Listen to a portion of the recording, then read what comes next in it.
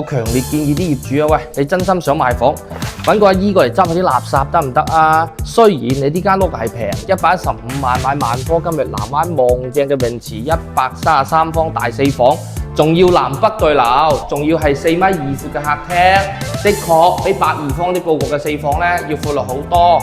咁但係可唔可以搞下清潔啊？我都唔想行上嚟邋遢到 Q 咁。咁啊南北對流啦，係咪啊？呢邊啊南向陽台，嗰邊啊北向陽台，咁啊通風效果各方面都幾舒服嘅。咁啊實地過嚟感受係最好噶啦。國慶節得閒上嚟睇睇。呢邊廚房位置，咁啊同82方嗰個4房咧差唔多闊，但係最緊要咧係佢個廳同埋房間會闊好多。